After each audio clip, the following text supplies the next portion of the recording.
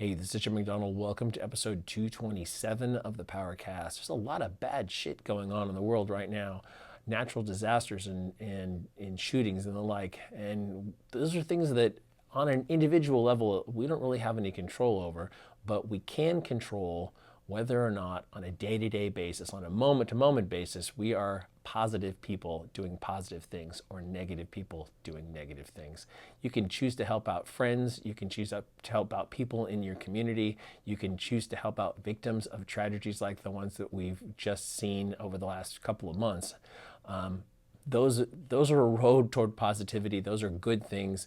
Being negative doesn't really net you much in the end. Anyway, on with the episode. This episode features our conversation with Hany Rambod.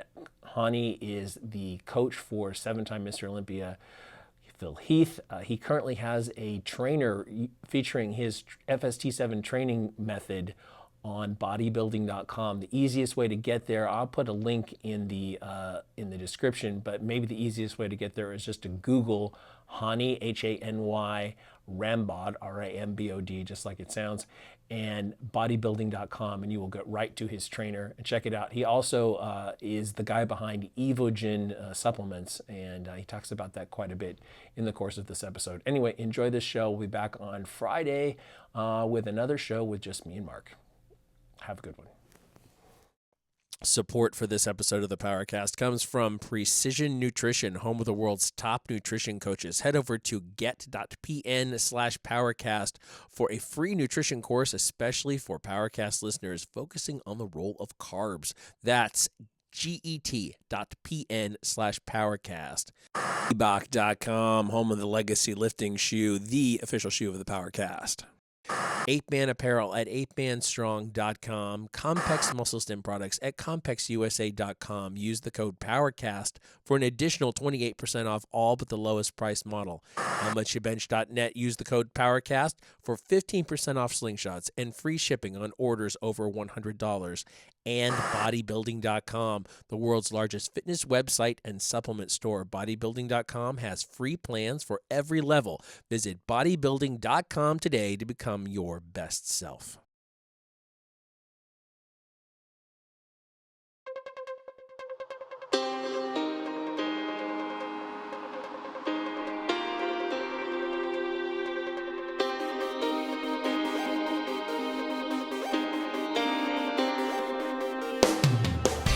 Recorded live in West Sacramento, California, this is Mark Bell's PowerCast.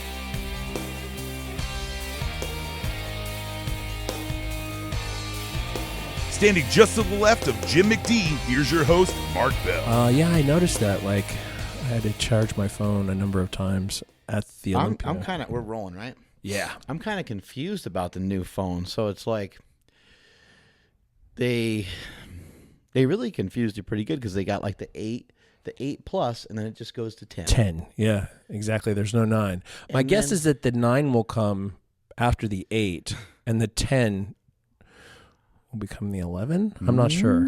I just think they skipped 9 because I think the 10 is like a 10th anniversary or something as well. It's definitely 10th anniversary. So then they're going with an X, so it's not really a 10, but it is a 10 because it's a Roman numeral. Yeah. Nobody knew that it was 10 and not X until they said it at the presentation. It's all very confusing. And then on top of that, the 10, people are like in an uproar because they're like, it's $1,000. Well, my phone cost me like $11.25 last time I bought it. So I'm like, oh, it's discounted. That's fucking great. Well, that's the base, though. Yeah. Mine, see, this one, I bought this one. Here's the deal with the phone. I use the phone all the fucking time, all throughout the day, every day. So I don't really mind it having a price tag on it, Yeah, you're... Thank you, Jessica. And you're going to use it for business anyway, so you're going to write it off, and so that's life, right? I mean... I'm going to write it off into the sunset. Yeah. I don't understand why people are complaining, except that everybody's been getting him on contracts and shit like that, I guess. I don't know what the story is, but Yeah, and I never know what the deal is with any of that. You gotta like wait, and then I don't know. It's so complicated. I just want to fucking call somebody. I just bought mine outright this time, and I'm gonna do that from this point forward. So I will get the 10 if they offer a fantastic trade-in from the 7. But why? And if not, I won't. At least not for a while. Why the why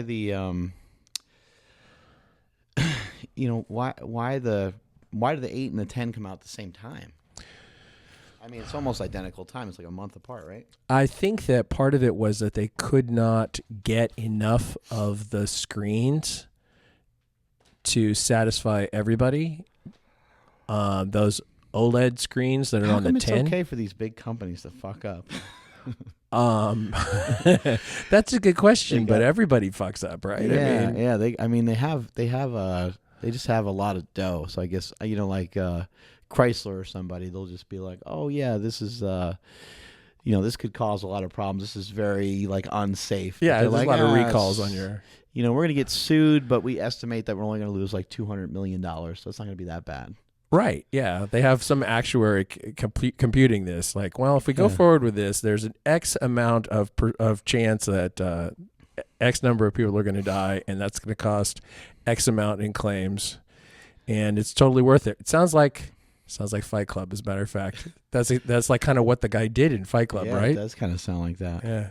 So the new phone it's like a full screen, right? Right. Yeah. And then no buttons. And I don't know if you've talked all that much with one of our lifters here. I don't want to say who it is because I don't want to get anybody in trouble, but one of our lifters here at Super Training Gym, he knew a little something about something, and about 5 or 6 years ago, he told me that the phone wasn't going to have any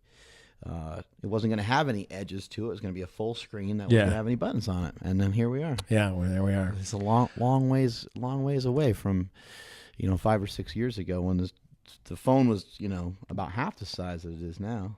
My understanding too is that the phone is only the 10 is only a little bit bigger than a regular like 7 or 8, but because it's edge to edge, the screen is actually bigger than these. Does size matter, Jessica?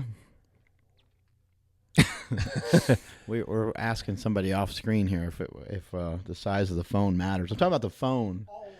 Oh, always. She said always. Okay, there we go. We have our answer. Yeah, I just want to get my shit together, get the new phone, and fucking be on my way. I'm gonna probably not know what the fuck to do with it since I don't know what to do with the one I have now. I was reading yesterday that the Face ID, the thing that they're replacing, not working so great. Well, I think it kind of works okay. That the issue I think with the presentation of the phone is that they had handed it around a bunch and it kept trying to identify faces, and it did it until it locked up because different people were holding it. Yeah, and it was actually queued only to one person. Right, but the face thing is apparently less secure than the Touch ID is.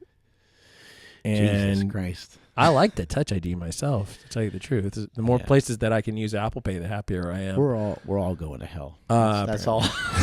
That's all I know. This technology is not a good thing. There's a lot of shit that's about to happen that's not going to be good. The self-driving cars and fucking trucks and all the weird stuff is going to be crazy. I don't know what the hell's going on.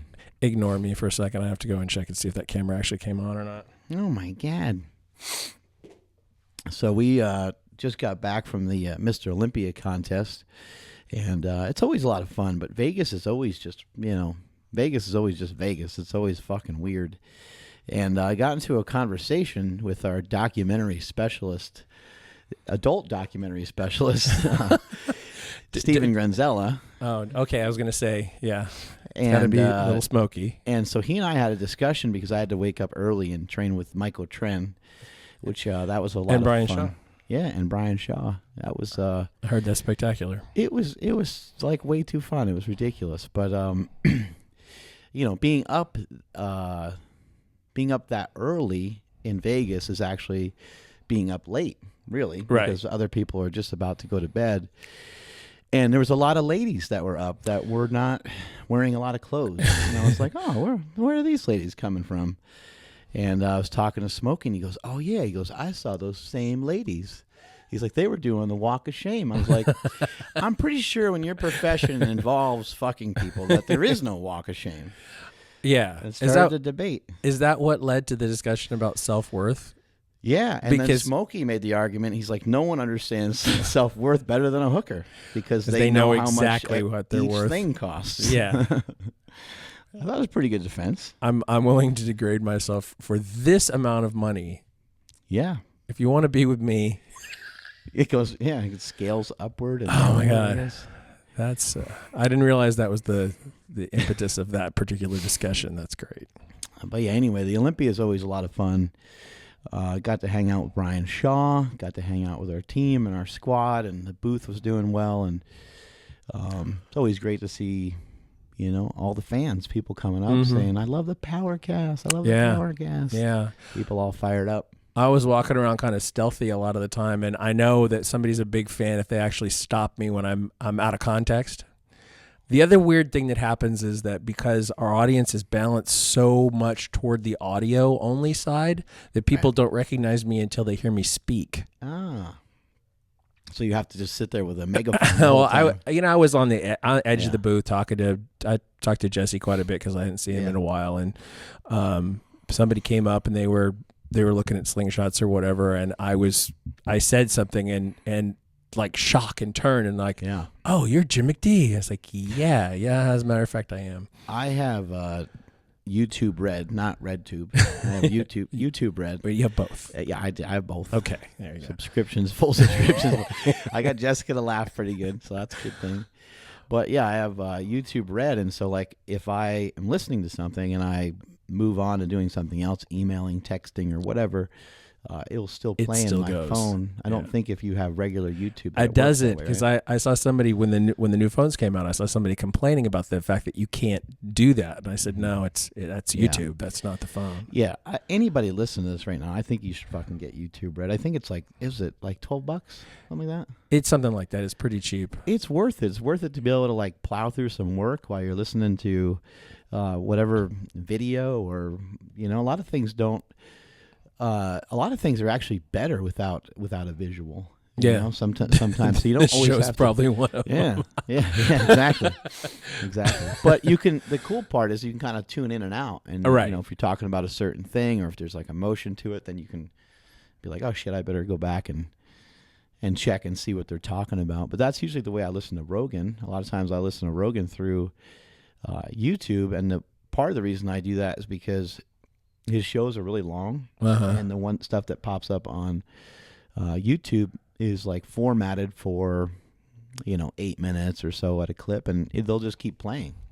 Oh, okay, because it's like playlisting through. Yeah, a lot of them will keep playing, and I heard him the other day talking about bodybuilding. He had Dorian Yates on there, and they were talking about Phil Heath, who, by the way, won another Mr. Olympia contest. I think that's 7, right? 7, yep. Jesus Christ, that's crazy. Is that the most ever, or did Lee Haney do more? Lee Haney did the same or a little bit less? I know Arnold did a shitload in a row, and then he came back and won one as well. So Arnold did like 5 or 6. Some of the bodybuilding purists right now are listening, and they're so mad that we don't know. Why don't you know this? Well, I've never been to a bodybuilding show. Have you?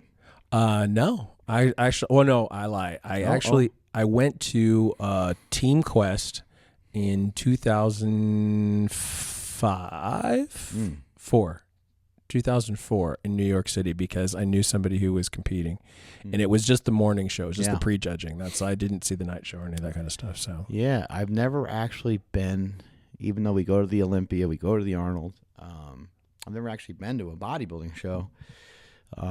So I don't know a ton about bodybuilding, other than like, doing a few workouts over the years with some people at Bodybuild. I've had the pleasure of training with Mike O'Hearn. I had the honor of getting trained by Charles Glass before and some stuff like that. So I have a good idea of what it is.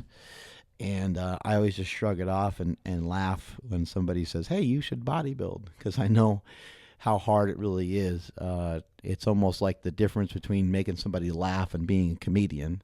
Yeah. They're almost like not related. It's like, Right. I made someone laugh because I told a stupid joke, but I don't think I'd have the courage to get up in front of people and try to actively make them laugh. I drive a car, but I'm not a racer. Yeah. You know, I mean, Yeah. it's not NASCAR, you know? Correct. It's Yeah. not it's Formula like- One. It's like part of the same thing, but It's not really. Yeah. so different. I've always admired bodybuilding, so I haven't not gone to one because I don't admire it, but it's just not my thing. It's not my cup of tea necessarily. I did watch the classic bodybuilding. I saw Flex Wheeler compete against. Yeah, how did he do? I think he I heard he did well. I heard he came in really good shape. He came in really good shape. He looked very good. He recovered a whole lot of his previous look. Obviously lighter, I think.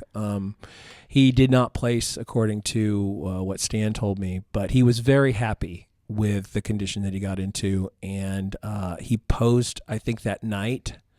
Kind of a big celebration of his career, and now he's on an international tour. My understanding is, and he was very happy with the way things came together. It was a good decision on his part to really make himself relevant again, I think.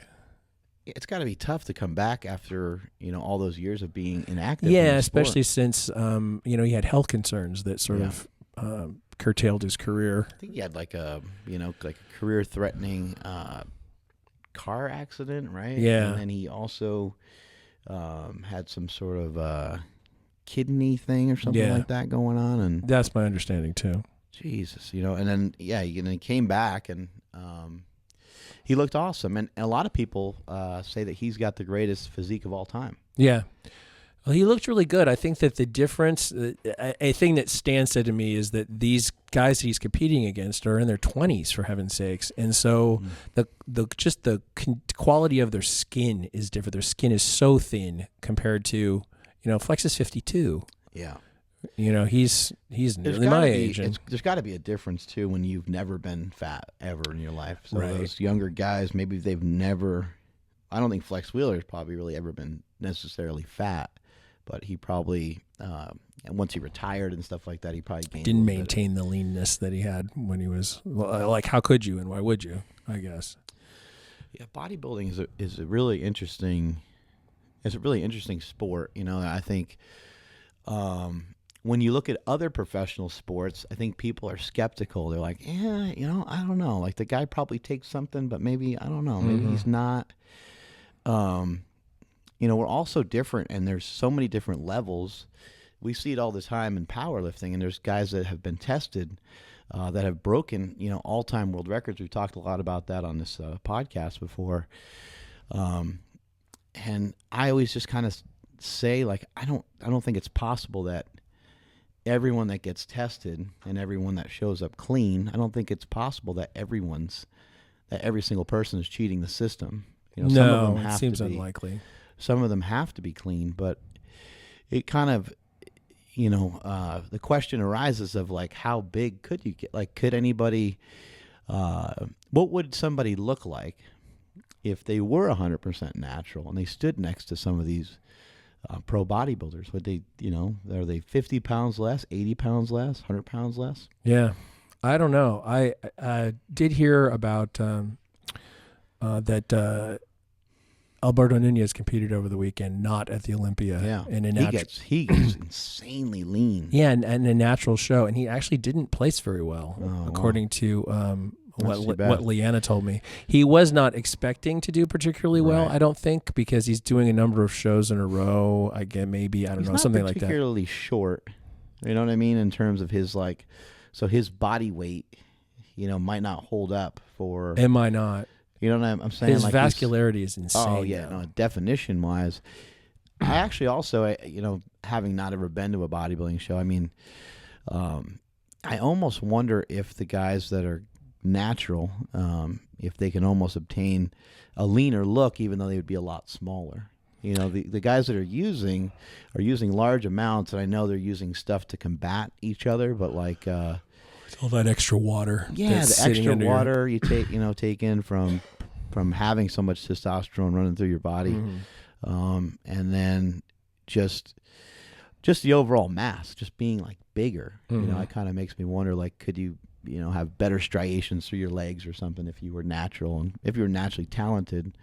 On top of that, having some, you know, good genetics on your side, but it's just hard to say. And you know, you have, you know, I trained with Mike O'Hearn over the weekend, and we did some incline benching and some chest stuff, and he's a big fucking guy. Mm-hmm. You know, he's every bit of 245 pounds, and he'll go up to 290 pounds, and he's claimed natural for, you know, ever since I've known him, and before that, mm-hmm. he's claimed he's natural. I can only, you know, if I'm friends with somebody, I can only like say, hey, I support you, man. I don't know. Like, he's so big, and he's in such good shape. And it's not consequential that, you know, if he were claiming to have a cure for cancer and you had questions about it, that would be a different moral quandary, I think. Yeah, the lie is, if it is a lie, it isn't necessarily hurting anybody. Pretty benign. All it's actually doing is giving people hope, right? Yeah, and you know, that's could be a false hope. But that's a little bit. I think that you know, reading my share of YouTube comments on previous videos and stuff.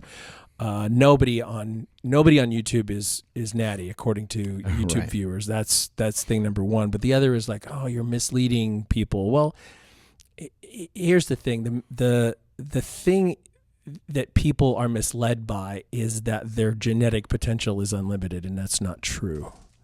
It is not true. Yeah, you're gonna regardless, take drugs out of the equation. Yeah. No, and I agree with that. I mean, there's a lot of people that will kind of. It's a great thing to say to your children when they're young, is that they can do anything. Mm-hmm. But the truth is that you can't necessarily do anything. You can do anything that you're going to be good at, and you can probably do a little bit better, and you can be an overachiever. Mm-hmm. But there's going to be like a certain skill set that you're born with, and you're going to start in a certain place, and you're going to end up in a certain spot. Mm-hmm. So if you're LeBron James, he was blessed with height, and he's blessed with insane athleticism. But you know, he had to still do the work and develop the skills to be able to do what he's doing. So he came in with he came in much further along into basketball than someone else who's, you know, tallest ever going to be is 5'5". Right. It doesn't mean the guy that's 5'5" can't play basketball, but he better be really fucking good. It's going to be a significant challenge, and he's going to have amazing hops and just fantastic overall skill. And your genetic potential still comes into play if somebody does decide to use anabolic steroids or to use growth hormone or whatever it is. It's And steroids, you know, the other thing is I think people get confused. They don't stack on top of themselves. You don't get 5% better and 10% better and 20% better. You just get like X percentage from it. Mm-hmm. And then that's it. That's all you get. You get that one hit, and then there's not a combination, there's not a move you can make once you've already taken them. It's the same thing with training really hard. It's the same thing with, you know, you train, and your genetic potential taps you out at, you know, a 700-pound deadlift. And yes, we can sit here and argue and say you can apply more science to it. You can get another coach and you can tweak it, but we still know that 700 is only going to turn to 715 or something like that with a ton of work. The same is true when you take stuff. If you take something and you gain 50 pounds on all your lifts, you don't exponentially continue to gain more and more. It just stays where it's at. So I think people get kind of confused about the different capabilities. But just going back to O'Hearn, you know, he's been somebody that I've been friends with for years. We used to train together a lot, and he's always been strong. He's always been able to, you know, just do like he's one of those guys that I would put him up against just about anybody. You know, lift per lift in the gym when it comes to, you know, something like an overhead press or a seated row or just any of the movements, any of the standard bodybuilding movements. I think he would crush just about everybody. So he kicked the shit out of me, and he kicked the shit out of Brian as well, but like, Brian has never, I don't think Brian's ever done a bodybuilding workout. So he was like, this is all new to me.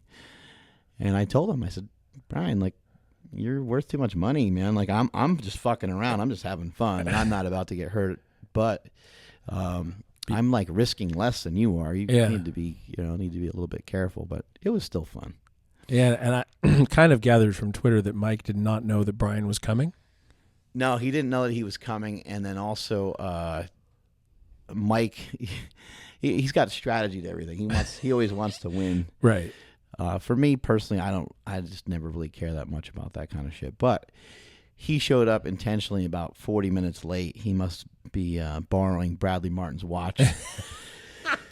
He showed up about 40 minutes late, and he knew that Brian and I were already lifting. So Brian and I already went through, multiple sets and multiple reps of a bunch of other stuff. But it doesn't matter. He kicked our ass. I'll give it to him. We did some incline bench. And what was the best part, and this is Mike O'Hearn. This is the way this guy is. We do singles all the way up through the warm-ups. And I do, because he was like, yeah, this is the way I like to warm up. And I was like, oh, cool. I already did some other lifts, and I was already warm anyway. So I use singles all the way up, and you've seen me do that before, and people in our gym have used the same method. They're usually really fast, pretty boom, explosive. Yeah. Boom, you nail one, and then boom, plate until you feel like you have to jump a quarter, right? And so I do 315 for one, and then we're starting our working sets. And he does 315 for one, and he does 405 for a single, and then we start our working sets. But what he films is he films me doing my warm-up set with the 315. And then he films his last set with 405, where he did a set of 5, but I deadlifted that 405 on the incline, and he did a set of 5 with it. And so when I watched it back on Instagram, I was like, this guy's fucking great. This guy's magical. I love this story that he's fucking telling. He, like I said, he did kick my ass. It wouldn't have mattered what I did. He would have ate me alive anyway. But it was a lot of fun, and the guy's a fucking beast. Yeah. He doesn't stop. He got a lot of energy. Speaking of Bradley Martin, I witnessed him having a conversation with our friend Eddie Cohn. Awesome.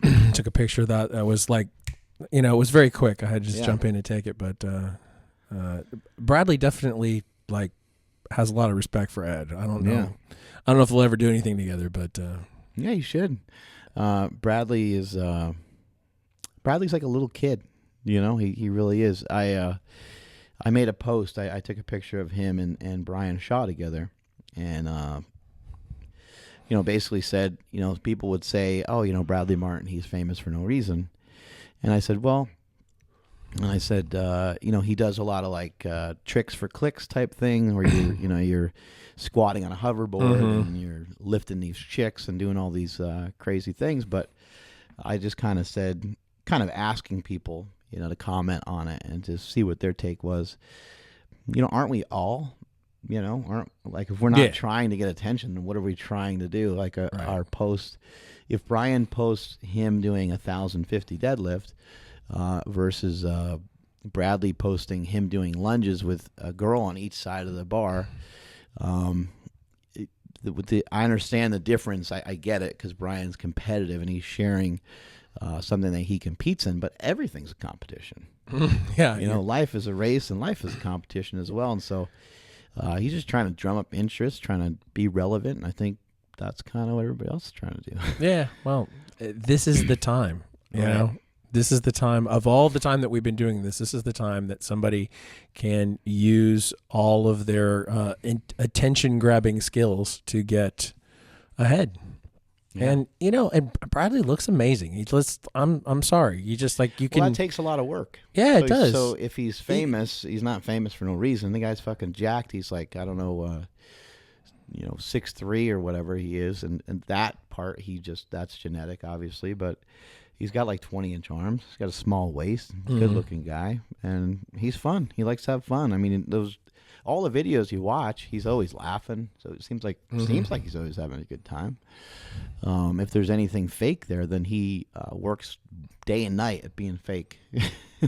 Speaking of which, sounds like a lot of energy. I don't know if it actually happened at the Olympia, but I think that it did. That the Strength Cartel crew went and confronted Brad Castleberry. Yeah, I saw a video of it actually, and they it was pretty weak in my opinion. Like, I don't know what it accomplishes, but I know a lot of people actually were pretty fired up about it. So, I understand you're protecting the sport a little bit. Yeah, no, I think that was probably the intention. But also like them kind of like surrounding him, and they had like 3 of their boys with them. Big SC boy. He had a couple of his guys around him, and they're very intimidating. Those are big dudes. Yeah, tattoos everywhere and stuff. And a fight didn't happen or anything, but it kind of seemed confrontational, and I'm not a fan. I'm not a fan of confrontation. Oh yeah, I'm not a fan of violence. I just think it's fucking stupid. It's pointless a lot of times. Now, if somebody really did something shitty to you, and that's a fucking different story. Then I am a fan of somebody getting cracked in the mouth for it. But this is all just lifting weights. I remember you doing something like that at one point. Yeah, yes. Not in the gym, folks. Not in the gym. Yeah, here and there. Sometimes you do have to stand up for yourself. But I mean, I don't know. I also don't know the history of those two. I don't know if. I don't know either. I don't know but if Bradley did something to him and so on or whatever. I have no idea. I think I think maybe he calls out powerlifters and says he's stronger or whatever. Yeah. But I think that there may be a ways to approach that same video without it seeming like there was a potential for violence. Yeah. Confrontational, you just say, hey, like we don't appreciate what you're saying. Yeah, we think it's crap. And we think it's crap. We're insulted by that, and I don't know what you're trying to prove. Right. But I think it really comes down to this, that you gain a whole lot less by going negative than you do by going positive. Right. And we see it all the time. And very often people are trying to get a leg up on the social media ladder by putting other people down. We don't know who everybody is either. Like, no. I don't know. I don't know really much of anything about Bradley Castleberry. I've seen him in a powerlifting meet, and he was strong. We're a couple of people who have seen him in a meet. Yeah, he's very strong. He's a talented guy. He'll do these crazy box jumps where he jumps on something that's taller than him, and he does a lot of weird, crazy stuff. And I've heard a bunch of people say that they've called him out, and he doesn't show up, and maybe he's just happy doing whatever it is he's doing. I'm not a fan of his. I don't watch his stuff, but at the same time, I don't hate him or care. Mm-hmm. And he's in really freaky shape as well. Yeah, he's jacked. Yeah, he looks awesome. I mean, I don't know. And he did, like when we first met him too, which had to have been maybe 2007. I want to say it was 2007. Yeah, it was a long time ago. It was what? Fit Expo, yeah. Fit Expo before it was the Fit Expo. Yeah. Anyway, Jim, if you were to come up with a name for a bodybuilding coach, what name would you come up with? What name would you fester up? I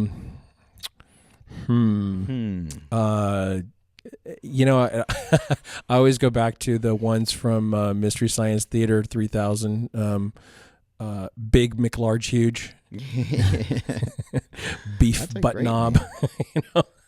There's a whole string of those. I always think about those.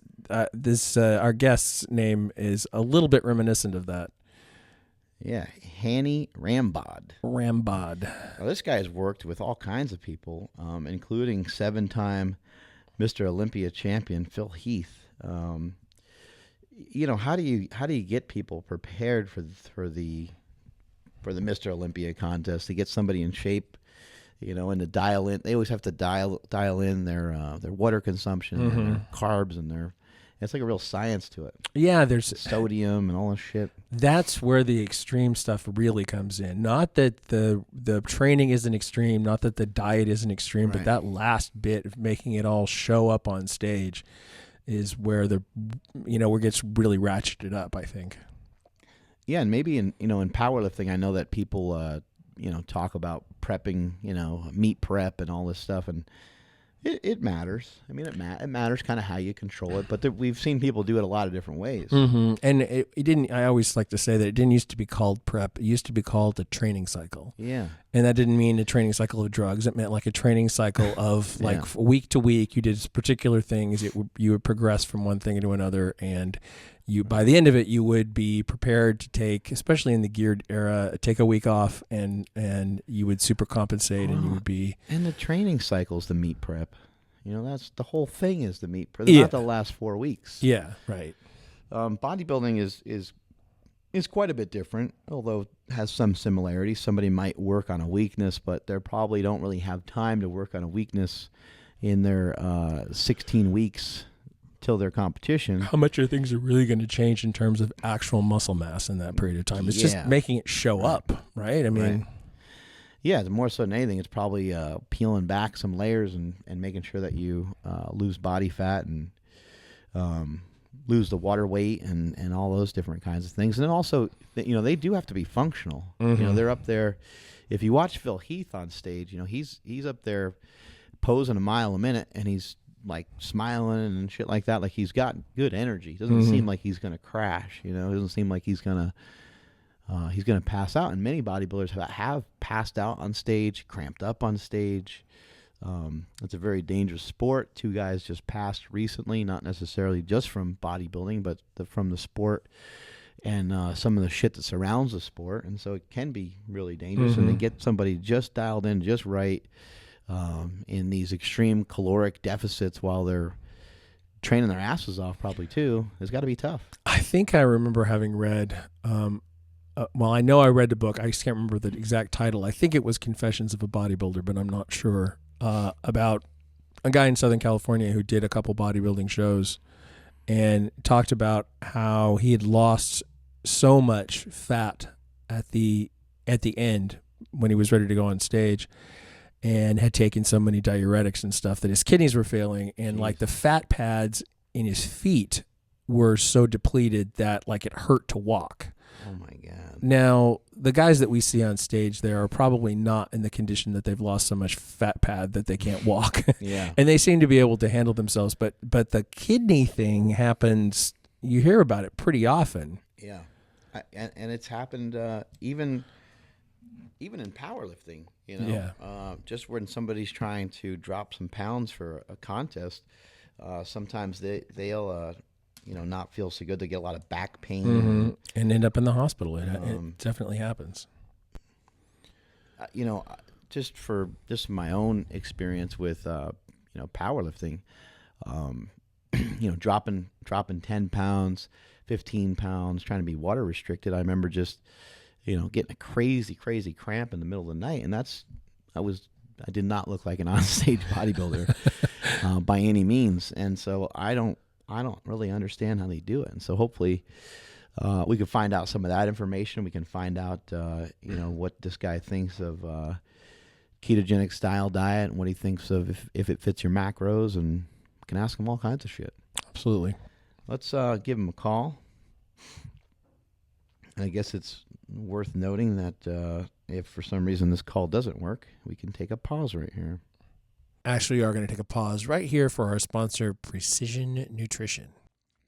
Just a word from our sponsor, Precision Nutrition. In the past few years, I'll bet you've heard or thought at least one of the following. This is for questions for our audience.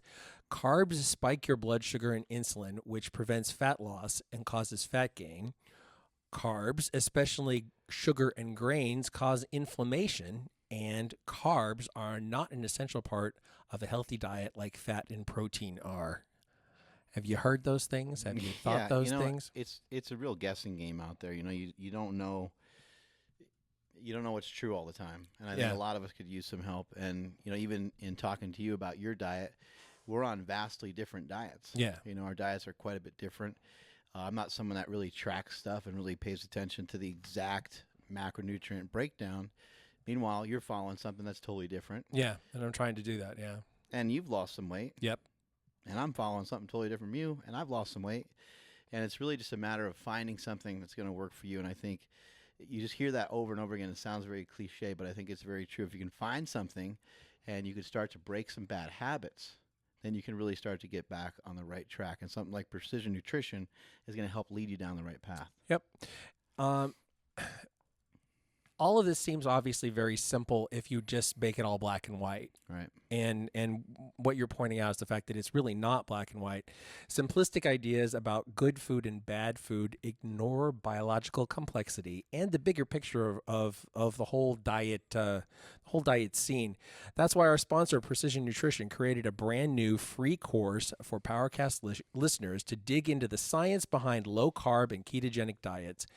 Visit get.pn/PowerCast and get access to the free course, which covers what the research tells us about low carb and ketogenic diets, how to know if low carb, keto, or something else is right for you or your clients, the difference between paleo style diets and low carb diets, which ways of eating are the most effective for health and body change, a step-by-step guide to finding the right way of eating for you or your clients, and much more.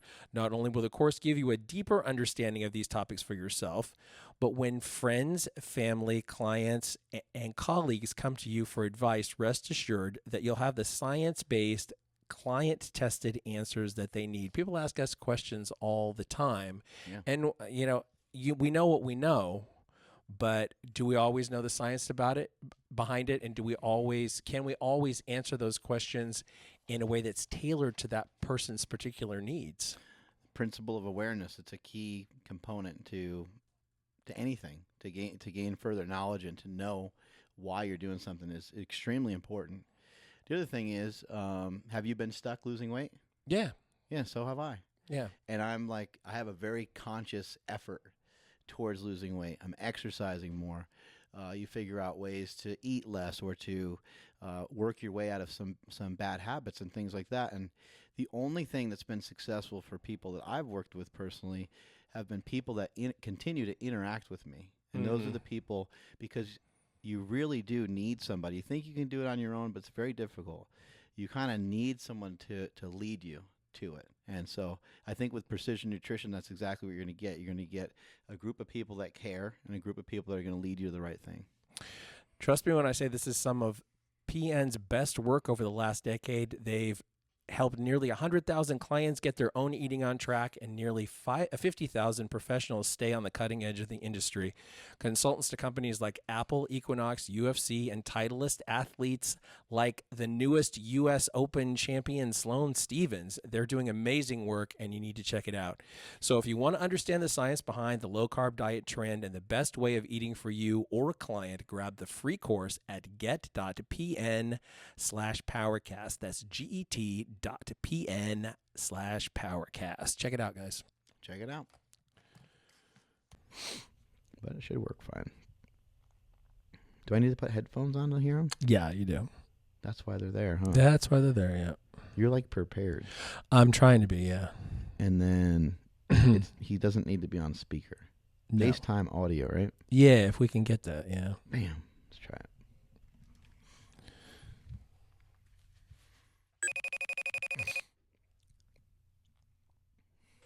Can you? This is Hany. Hey, Hany, how's it going? It's Mark Bell. How you Good. doing? I'm good. How are you, man? I'm doing great. How was the Olympia for you? I can't complain. I hit a couple of winners. It was a little bit drama, but it was one of those things where I think the end result was obviously very favorable for me. My clients did well. Introduce yourself. Just tell us about yourself. Tell us how old you are, and just tell us some of the clients that you've been working with. Okay, great. My name is Hany Rambod. I'm the CEO of Evogen Nutrition, based in Campbell, California, a sports nutrition company, as well as the creator of the FSC7 training system. I've trained multiple bodybuilders, figure competitors, physique athletes, and basically been doing this for quite a while. Done everything from written for different magazines, bodybuilding.com, done trainers. I actually have an active trainer on bodybuilding.com right now that just got launched a couple of weeks ago with me and my athlete Jeremy Buendia, who just won his 4th Olympia title this last weekend. And so it's a free trainer that somebody can download and be able to go into. It's called Big and Ripped. It's a 4-week up, 4-week down program, where it's a bulking program and then goes into a getting leaner program. So basically, that's in a nutshell. That's who I am. How are you keeping some of these men and women on top for so long? Like Phil Heath has been Mr. Olympia champion 7 years in a row. How is he able? How are you guys? How have you guys It's teamed really up to be able he to make just it happen? doesn't do more than one show a year now. So it's just the Olympia. So that really helps quite a bit when you're starting to do 2 sets of shows where you're doing the Arnold and the Olympia. A lot of people who've won the Olympia in the past, they only do the Olympia, and that really helps save their body. Yeah. So you don't have to go through the whole rigmarole of dieting and Right. cardio and just beating up your system. So being able to do that is really big, as well as being able to just make sure that your weight doesn't get too heavy in the off season. You're not turning around and abusing yourself in regards to like getting sloppy and really getting yourself so far out of shape that you can barely breathe like they used to in the past. I mean, Right. there's some people that still get really heavy. And So he can basically somebody who's in Phil Heath's position can kind of stay ahead because he doesn't have to stop and kind of reload and do another contest. Correct? Correct. So when you have to go and do the Arnold in March, then your body is going through a diet just really kind of after the Olympia. Then you're turning around and you're dieting for the Arnold, and then you have a short rest period, and then you're getting ready for the Olympia again. So there's very little downtime. So that makes things much more difficult. These men and women look insane when they get on stage. What does your program kind of look like in terms of? Are you involved in the training as well as the nutrition? Yes, I do. I write up both programs. People that have been with me longer have we have a kind of a set system. The ones that start off with me that are newer kinds of clients I'll put a full program together, and then what I'll try to do is at least get with them once before a contest to be able to make sure that we are going through like 3 or 4 months out, or maybe longer in off season, where we can make sure that they're getting their form right and they're using my principles, my FSC7 principles of trying to hyper volumize the muscle to try to get to look more 3-dimensional with the short rest periods. So that's what FSC7 is all about, are the shorter rest periods. Right. It can be done anytime during the workout. It can be done preload, which is in the beginning of the exercise of the workout. It can be done at the end of the workout, or it can be done both. But it's really just going through those principles and showing people that it's not necessarily lightweight, it's medium to heavyweight, but using that blood volume technique to be able to get that roundness that we're looking for.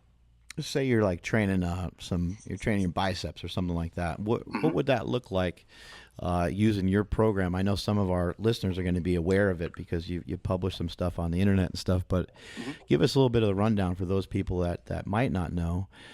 We've had Stan Efferding train in our gym for several years on and off, and he was a professional bodybuilder, and he also broke world records in powerlifting. And one of the things that I think helped him break world records in powerlifting was his conditioning as a bodybuilder. And Stan kind of taught us some bodybuilding methods of basically trying to get through large amounts of work in a short period of time. So is your program kind of sound similar to that in effect, that you're trying to get a lot of work done in a short period of time?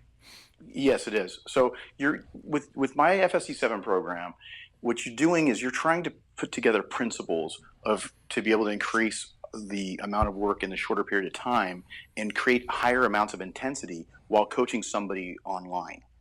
Because that's one of the reasons why it was developed, because 99% of my clients didn't live anywhere near me. Right. So whether it was in Australia, whether it was in Europe, or whether they were back east, and and I'm based in the Bay Area, Northern California.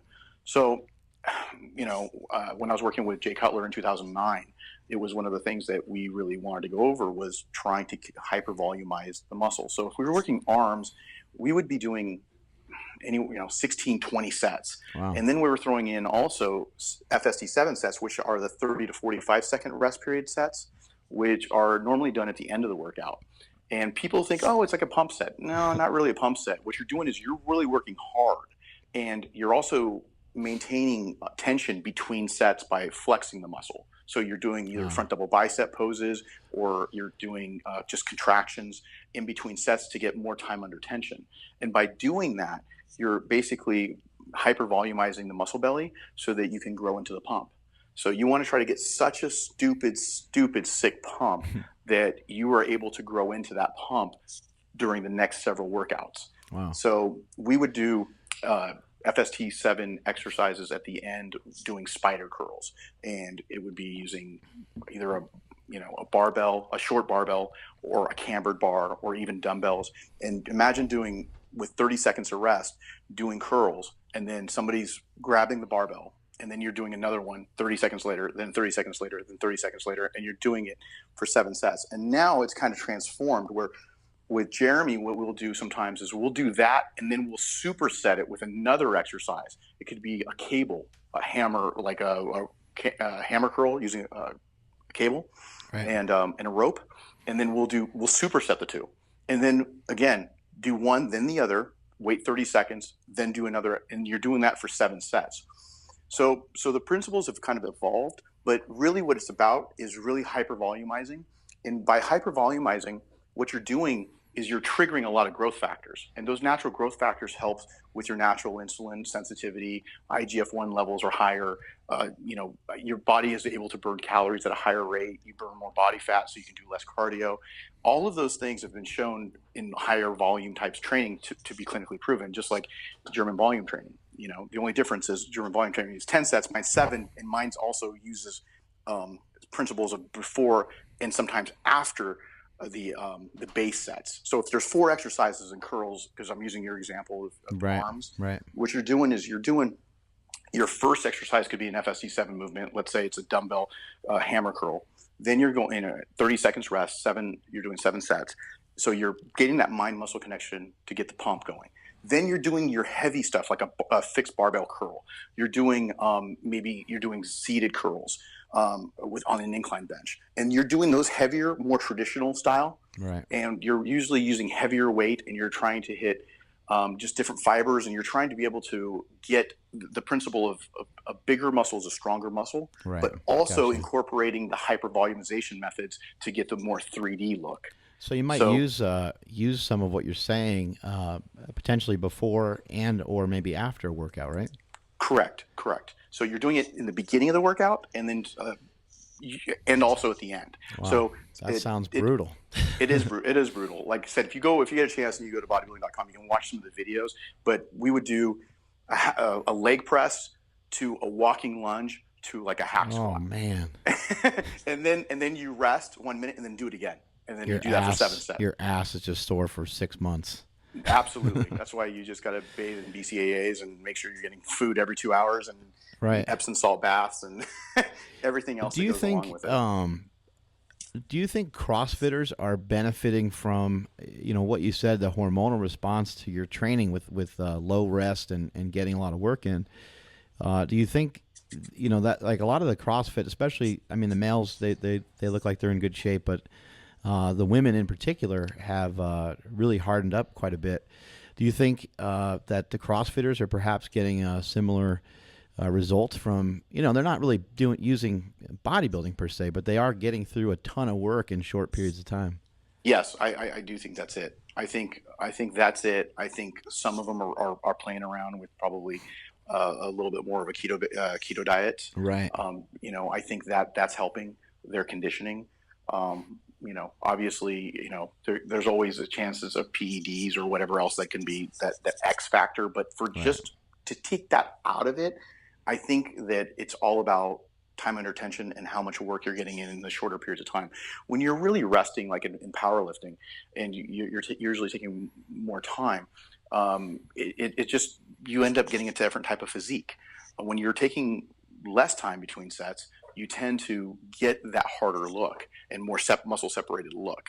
And that's just, it's one of those things where we include both principles, because again, if you want to get bigger, you got to get stronger, but you also got to, you got to also incorporate the high volume to be able to get that rounder 3D look.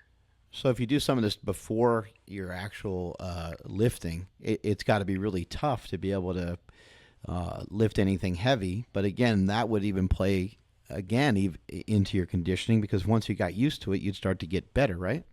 Correct. So remember, when we say beginning, we're talking the first exercise. We could do what we call an FST7 preload. So that means that if you're doing 4 or 5 exercises, the first one is you're getting that mind muscle connection to try to get the pump in the biceps so that the shoulders don't take over.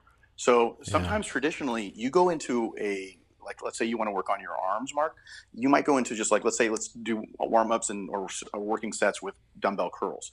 When you're doing your dumbbell curls and you're going a little too heavy, what happens? Your shoulders kick in, your traps kick in, right? And then and they've been doing that for so long, so many years, that you have these big old shoulders, but your arms are just not firing. So what ends up happening is you've lost that mind muscle connection from the get-go, from the beginning of the workout, and then now it's fucked the rest of the time. Right. Okay. So now you've triggered the ancillary muscle to kick in. You haven't kicked in any of the places where you really need to grow, which is your arms. And now you just continue to create the same mistakes every workout. But if you're running an FST7 type program and you're doing, let's say, a spider curl, which your chest is against the bench, and you're really focusing on that bicep, and it minimizes your shoulders kicking in, and you're doing that, and you're really focusing on that pump. Now you kind of preloaded your bicep to be able to get that mind muscle connection, so that the rest of the exercises, even if you go to a more compound bicep exercise like a barbell curl, your biceps have already been triggered. Right. So now your shoulders are less likely to kick in, your traps are less likely to kick in, because you've already fatigued the muscle that you've been trying to focus on and you're trying to stimulate. So that's the whole purpose between the preload. The reload phase, you can do that again at the very end, and that's, again, you're building all of your strength from the beginning movements. Let's say you're doing your presses on your chest, you're doing your incline dumbbell press, you're doing your incline dumbbell fly, you're doing your flat press. Now, maybe a dip. Now you're going over into a cable fly and you're doing your FST7 set. You're waiting 30 seconds between sets, you're doing cable flies, and we superset that with push-ups. And we're just hyper volumizing. And then we wait 30 seconds and then we do another set, because we built kind of the strength and we're using those compound movements earlier in the workout to be able to make sure that you're maintaining your strength. But we're trying to get that 3D look with the glycogen-rich muscle fibers to be able to go to that next level of that, the spaghetti strands across the chest and everything else, by being able to really just beat the shit out of your chest. And that's done by making sure that you're hitting it it's like a balloon. You're trying to pump up the balloon, and in between sets, the longer you wait, the more air naturally gets let out. So what you're doing is you're pumping it up, and before you get too much devolumization, you pump up it again, and then it gets bigger than the last set. Then you get bigger than the set after that, and then you grow into that pump. And that's how we call it FST7, fascia stretch training. So you're trying to stretch the fascia from the inside out using basically blood, and it triggers a lot of the hormonal cascade. Do you use any stretching in between, or is it mainly just flexing? Okay, so in the beginning, there was a lot of active stretching going on when I started this program about 12 years ago. Then when we came down to it, when we realized the fascia was being stretched from the hormonal response was what was causing it, all the growth gains, when we saw the clinical studies coming out with the German volume training, then we realized what was happening is it was really from the inside out, was the blood flow. So we do a little bit, but really it's very, very little. It's mostly the time under tension of flexing is what's really causing all of the great growth. Stretching would probably make you like too sore as well, right? Like that's probably what you guys found, right? Yeah, it would make you too sore, and it's really kind of sometimes when you overdo it, you actually end up getting injured. Yeah, and that's why we don't recommend it anymore. It can get to be dangerous. Something I love about bodybuilding is that you guys kind of always do, you have the ability to do more with less, So like what you're saying, you're starting your workout with, a certain amount of lifts and stuff like that, and you're pre-fatiguing your body, and then you're going into more of your regular style of movements for building strength, overhead presses, bent over rows, whatever that person wants to choose, that's going to work best for them. But I always like that principle. We've had all-time world record holder in the squat and in the total, Donnie Thompson, came out here and lifted at Super Training for a while. And while he was here, he was a big fan of doing stuff where he was lifting without a belt. He would do stuff where he's lifting in a fatigue state. And so he utilized a little bit of what you're talking about. He wouldn't do as many reps as you guys do, but he utilized a little bit of what you're talking about to build a lot of strength. And he was able to superset. This is a guy that weighed almost 400 pounds. And he would superset doing box squats for sets of 3 in between that, he was doing kettlebell snatches. It was like, or kettlebell cleans rather. It was unbelievable to see a big guy, move around like that. But it applies to everything. You can apply to getting stronger, and it can apply to gaining muscle mass as well. Reminds me a little bit of Matt Wenning in his style as well. Yeah. Excuse me, because he does a tremendous amount of warm-up work that isn't necessarily always light, but that definitely builds a pump. So I kind of always misunderstood that. To me, at the end of a training session, I've always called them garbage sets, and I would just get like a pump just because I wanted to feel jacked on my way out the door. But what you're saying is that the pump is really a thing. It really matters. You're trying to get pumped as much as you possibly can. Is that right? Yeah. I mean, the whole system that I have, everything revolves around the pump. It's really what creates. Again, for lack of a better term, we call it the 3D look in bodybuilding, right? It's the three-dimensionality. So, I mean, I know so many guys. We'll call it on this show. We'll call it the penis pump, because that's all my audience is going to understand. Penis pump. There you go. But so what would happen is, I would get guys that maybe came over from powerlifting, and the guy would be able to, squat 400 pounds, 500 pounds, 600 pounds, like, something really good for. I mean, we're talking about. For bodybuilding standards, 600 pound squats is a lot. Yeah. And absolutely. So but I look at their legs and I go, your legs don't look like you can squat 600 pounds. And I'm just, and then what we would do is we would say, okay, let's bring this down to 275. Well, let's do 315. Let's do 225. And let's just make sure that you're getting, your quads to really engage. Your glute hamstring to engage in a bodybuilding squat, because obviously, there's different types of squats, sumo squat, this squat, that squat. But for bodybuilding terms, we want to work on that outer sweep. And if you can squat 600 pounds, but you don't have an outer sweep, that means you're using the wrong muscle fibers, wrong muscle groups to basically work the biomechanics of the lift. Yeah, and powerlifting, you could be like leaning forward quite a bit, using your lower back, and there's a lot of things you could do. Powerlifting wise to be able to hit a squat like that. But yeah, you're right. It could be relying on a lot of other muscles. Right. So what we want to do is in bodybuilding, everything is around trying to build an X frame, wide shoulders, smaller waist, wide thigh sweep. Right. So that look, so when we put somebody under the bar, under the bar and I'm working with them and I tell them, okay, now we need your legs to grow. So they look like you can, squat 600 pounds. Instead of just actually squatting 600 pounds. And so what would happen is, I would put them in at 275, 225, and put them in for 20 reps. And with 60 seconds of rest in between sets. Yeah. And now all of a sudden they're vomiting, yeah. Right? Like the second, third set, they're just because you're not used to that. Yeah, they're but toast. Now, 3 months later, your quad sweep looks night and day difference. And now all of a sudden you look like a bodybuilder. Well, what's going on here? Well, you're triggering all those growth factors. Have you had an opportunity to use a belt squat? Is it I've seen a couple of different squat machines. If it's the one you're talking about that has the lever in between your legs, is that the one you're talking about? Yeah, you just basically throw on it. Yeah, those are great. We've had a belt squat at our gym for the last I don't know, maybe about 2 years or so. Yeah, 2 or 3 years. And no, it's made a huge difference in the development of everyone's legs, because we're able to get a change of how we're squatting, and then the other thing is just a lot more volume. You get a lot more work in. It's an easier piece to just get on and just start going, much like a leg press. Right. Actually, Armbrust Gym, where Phil Heath trains, has got one of those, and we used it, and it works great because it does take away a lot of the pressure from your lower back. And so it really helps with being able to, especially as you get older, you lose that flexibility and you start to lean forward on your squat, and so a lot of those guys are putting so much pressure on their back that you can't, it's just, they do 3 or 4 reps and my lower back hurts, I can't do this. But now with a belt squat machine, that really helps alleviate it. The other thing that I'm a huge fan of is the vertical leg press. Right. And that does the same type of thing where it takes the pressure off of your back because now everything is right above you and you don't have to worry about that as much. I think a lot of people have kind of missed the boat on, why you use machines. I think, machines have kind of come and gone and they come back and they go back and forth.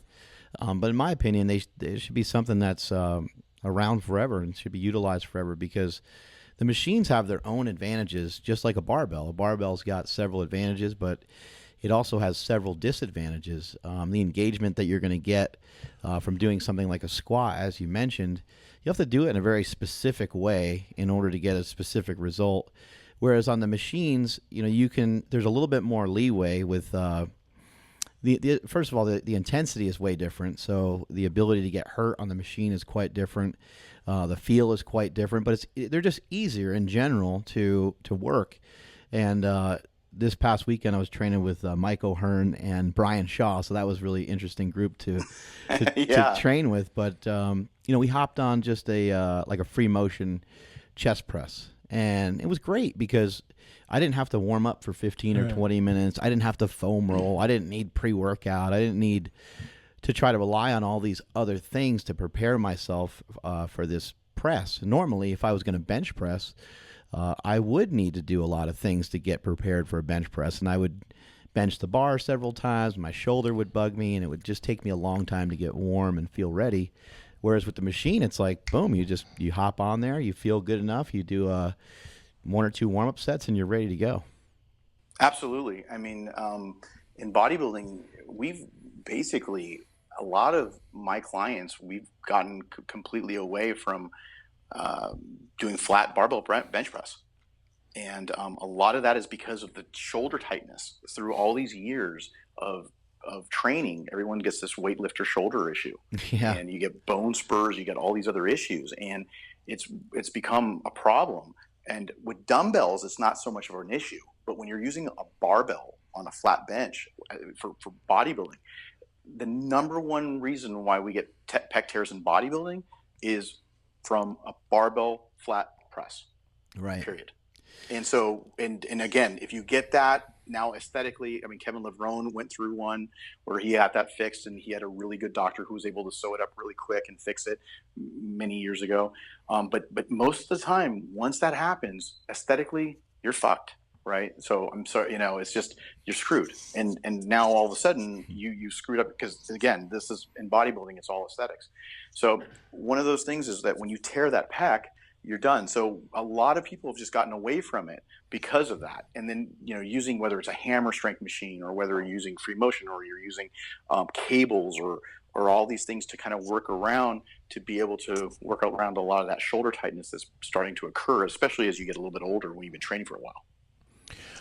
I have a question for you. You said you work with a lot of distant clients. What is that like on a daily basis? Do you talk daily? Do you see video? Do you are they just self-report to you what the sets looked like to them or felt like to them, or how does that work? Well, what basically happens is they send over pictures, and so if we're in the middle of a contest, let's start about off season. Off season pictures every 10 to 14 days. They're getting updates via text. Hey, these are how the workouts are feeling. Mm-hmm. This is what I'm looking like. This is what my weight is. This is how my strength is. My recovery is, and they're doing those reports. So texting is probably every couple of days. Pictures are every 1 to 2 weeks, depending on kind of the person and if they're a professional or not. Because sometimes if they're traveling a lot, it's a little bit more difficult to get pictures. Mm-hmm.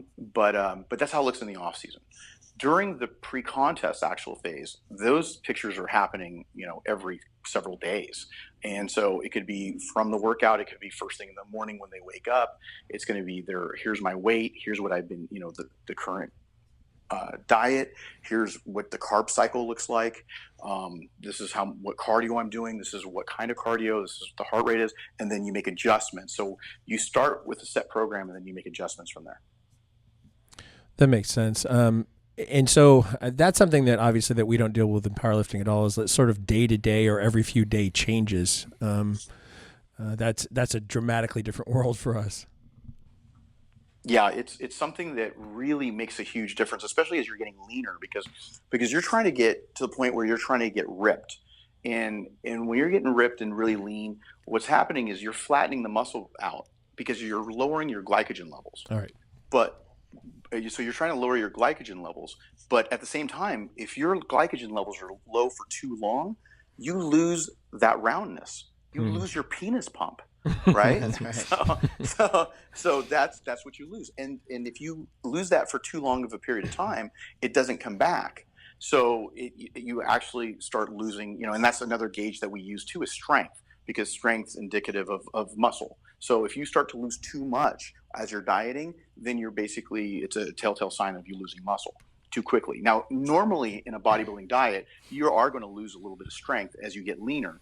But if you're starting to barely, if you're benching, let's say you're doing incline presses with 4 plates, and then you're a month into your diet and you're doing only 2 plates, that's a problem. Mm-hmm. That's a big red flag that you're dropping it too fast. You're dropping strength too fast. You should be only losing about 20 to 25%, and that's by the end, the last several weeks, where we're trying to take it a little bit easier, because as you get dry and your body fat is in the really low single digits, Mm-hmm. then you're more prone to those tears. So then we want to make sure that we taper that heavy weight so that you're less likely to be able to tear anything. Would you say it's a fair statement to say that you are after, with your nutrition, you're after performance probably a good 80 to 90% of the year, with the exception of just somebody going into a show in the last 2-3 weeks is going to be a little bit tough, right?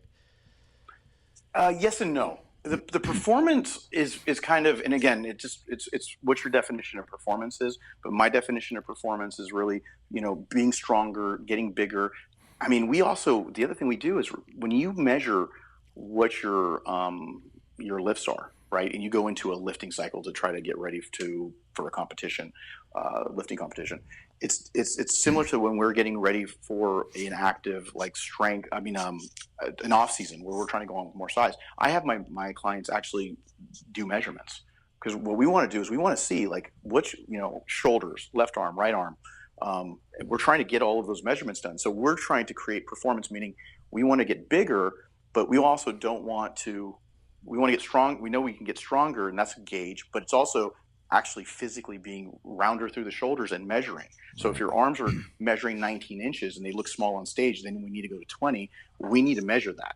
So it's putting together the game plan and then checking, and that's part of the gauge. Yeah, you're kind of checking everything. It sounds like quite a bit. You mentioned a lot of pictures and stuff as well. How are you getting these guys? Because it sounds like you created a really great program. How are you getting these guys to recover from these brutal workouts? So we do everything from, most of the guys are running 1 or 2 massage every week. It's broken down into therapy, foam rolling, huge. It's super important. Right. Getting stretched out. They go to chiropractors. They're getting adjusted on the regular. Phil does acupuncture. I mean, it's a lot, sometimes cryotherapy. Right. I mean, it's Epsom salt baths. It's stretching for one session, then deep tissue massage for another. So it's really a lot of money goes into this shit. So it's really like a lot of detail. So, and then also on the supplement end, it's making sure you're eating every 2 to 3 hours and getting into that positive nitrogen balance where your body is being able to recover, getting in your BCAAs, running them pre, intra, post. We play around with carb loading with different types of what we call super carbs. And we use those to help with that quote unquote penis pump and to hyper load.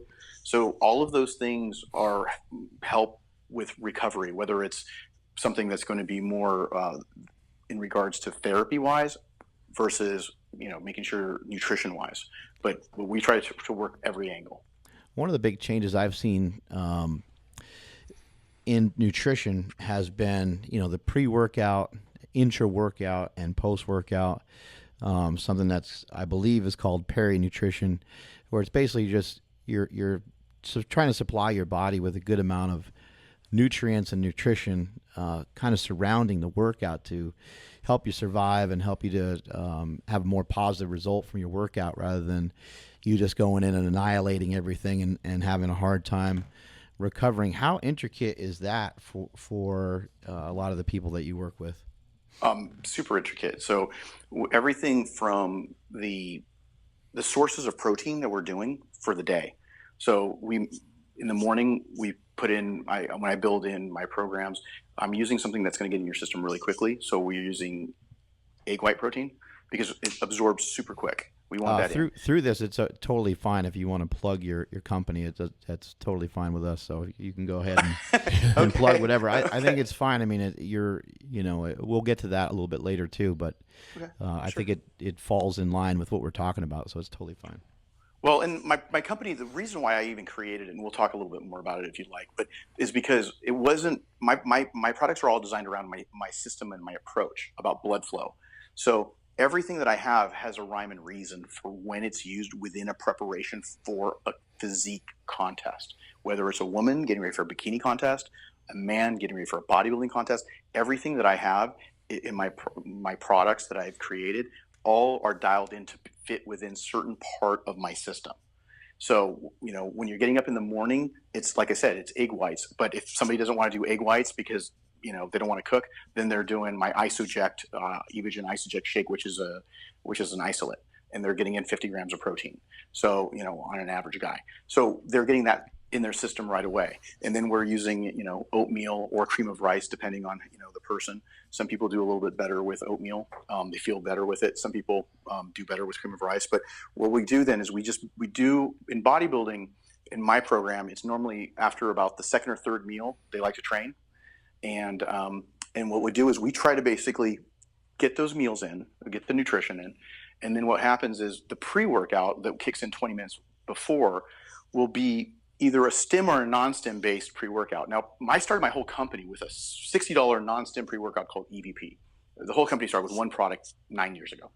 And then every year I came out with one other product. And now we have, I don't know, probably about a dozen.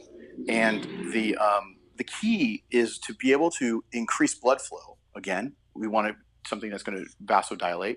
And everybody else is using stuff that's vasoconstricting. So they're using a lot of stims. 1,3-dimethyl is a big one that people make them feel very euphoric. And then they go, oh man, I feel like I could lift a house. And then what they'll do is they'll take this crazy pre-workout, almost kind of like a pseudo smelling salt to them. They'll drink it. Right. And the guy's like $140, 100, and with imaginary lat syndrome, but he drinks this 2 scoops of whatever. And then he turns around and he thinks that now all of a sudden it's like, a kid at a bar who drinks too much tequila and thinks he can fight, right?